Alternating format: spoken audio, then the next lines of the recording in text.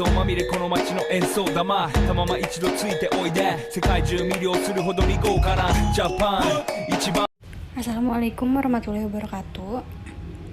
Pada kesempatan kali ini saya perwakilan dari kelompok 6 akan mempresentasikan sedikit tentang korupsi dan pelayanan publik. Adapun anggota kami sebagai berikut. Selanjutnya ada definisi korupsi.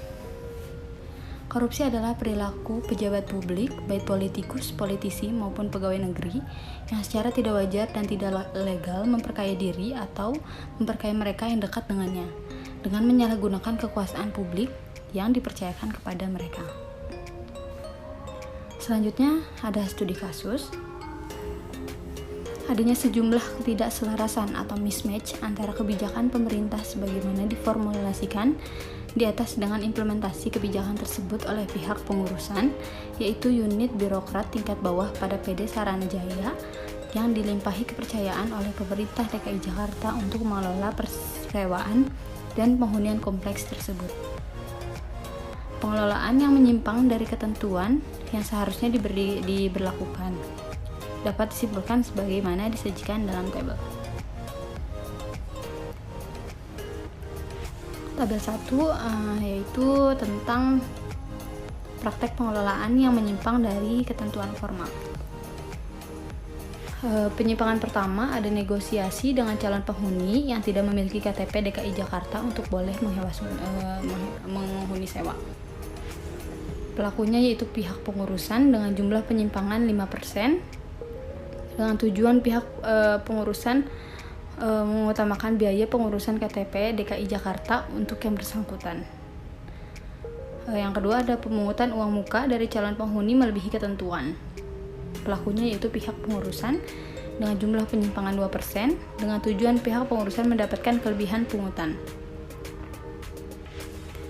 Yang selanjutnya ada membiarkan penghuni penyewa melakukan beragam kesalahan terhadap ketentuan selama menyewa. Pelakunya yaitu pihak pengurusan juga dengan jumlah penyimpangan 91%. Tujuannya pihak pengurusan mendapatkan peluang pemungutan uang damai. Yang terakhir tidak mengelola kompleks dengan baik. Pelakunya juga sama, yaitu pihak pengurusnya. Jumlah penyimpangannya adalah 2%.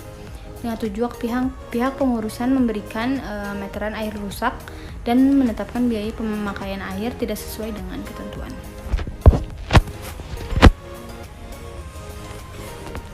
Sebagai akibat dari tindakan pihak pengurus tersebut, maka ke-100 calon penghuni atau penghuni penyewa itu telah memberikan uang suap kepada pihak pengurusan sebagaimana tercantum dalam tabel 2.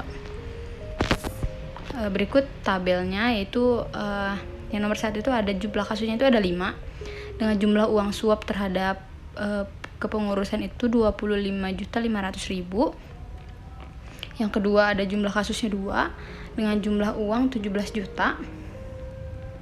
Yang ketiga ada jumlah kasusnya 91 dengan total 134.538.150 rupiah.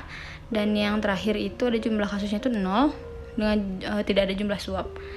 Nah, maka disimpulkan dari ke-100 calon itu jumlah uang suap itu sekitar 177.038.150 rupiah. Ya, baik. Dibandingkan dengan nilai nominal uang suap yang merupakan salah satu praktek korupsi di Republik Indonesia, jumlah tersebut tidaklah seberapa. Namun, bila dibaca dalam konteks kehidupan mereka yang berpenghasilan rendah, nilai nominal tersebut seperti cukup besar bagi kehidupan sehari-hari mereka yang berpenghasilan rendah. Selain itu, praktek penyimpangan tersebut merintangi peluang warga DKI Jakarta lainnya yang berpenghasilan rendah untuk turut menghuni sewa di kompleks melati.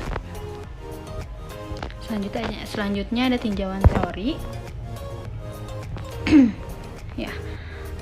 Mencermati riwayat pelayanan publik di Indonesia yang hendak mengabdi res publik, kepentingan publik, penulisan tergugah untuk menelaah dampak dari praktek korupsi berskala kecil yang dilakukan oleh gugus birokrat penyedia layanan jasa kepada para pengguna layanan jasa publik.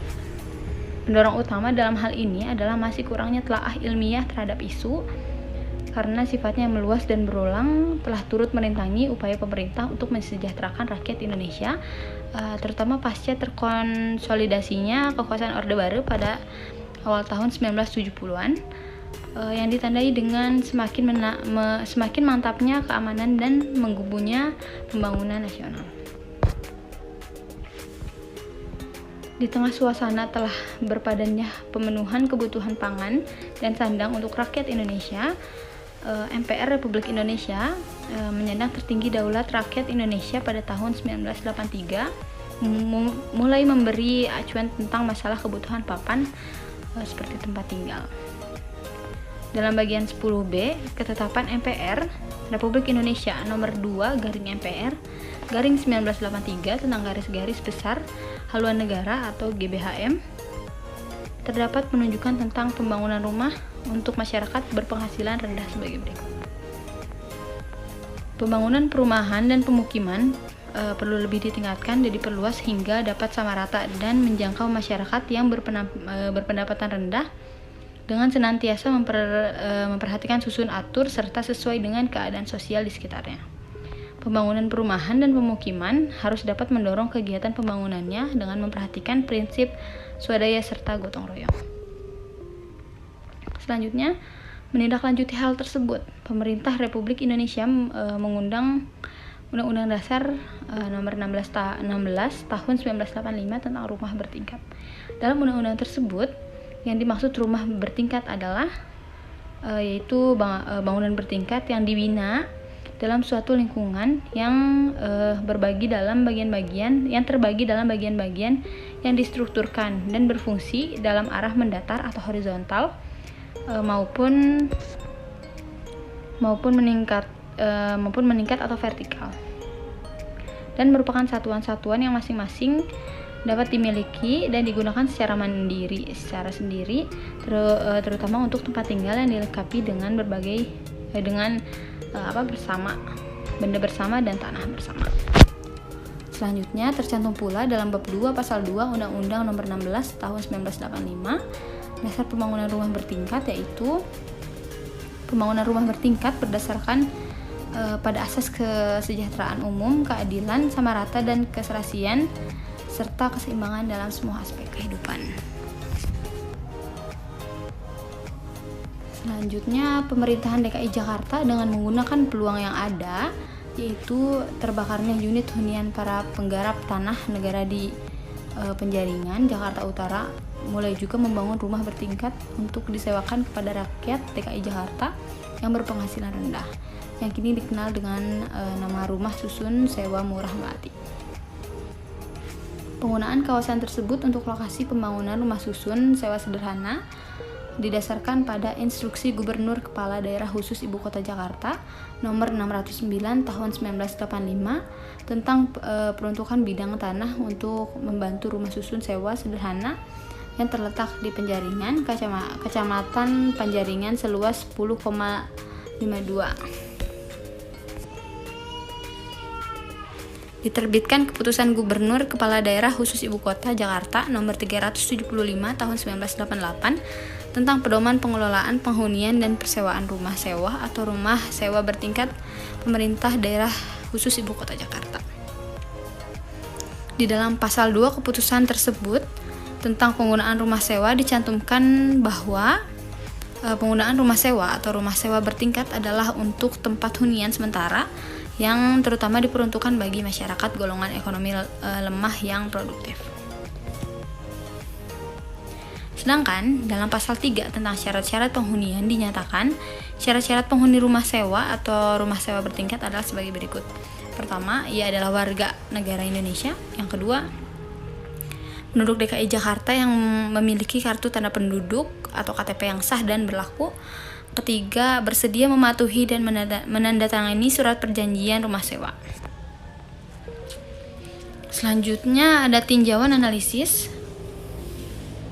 Bertolak dari data dan pembahasan tersebut, di atas menunjukkan bahwa adanya ketidakselarasan antara kebijakan pemerintah dalam bentuk Undang-Undang Nomor 16 Tahun 1885 tentang rumah bertingkat serta peraturan pelaksanaannya Keputusan Gubernur Kepala Daerah Khusus Ibu Kota Jakarta nomor 375 tahun 1988 tentang pedoman pengelolaan penghunian dan persewaan rumah sewa atau rumah sewa bertingkat pemerintah daerah khusus Ibu Kota Jakarta dengan implementasi di lapangan. Pengelolaan rumah sewa membuka peluang terjadinya penyimpangan terhadap ketentuan penghunian rumah sewa dengan melakukan pemungutan untuk kepentingan pribadi. Perilaku demikian sesuai dengan apa yang dikatakan Lipski bahwa dalam melaksanakan tugas hariannya, pada birokrat tingkat bawah mempunyai kebijakan yang berpotensi untuk menyimpang secara aktif maupun pasif demi keuntungan pribadi. Kemudian, apa yang dilakukan oleh penghuni dan pengelola rumah susun sesuai dengan teori pertukaran sesuai dari Blau, bahwa pihak penguasaan mempertukarkan pelayanan dengan imbalan dari pihak penggunaan layanan publik. Mungkin segitu presentasi dari saya. Mohon maaf apabila ada kesalahan atau ada salah-salah kata. Mohon maaf.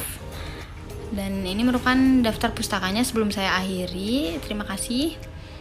Assalamualaikum warahmatullahi wabarakatuh.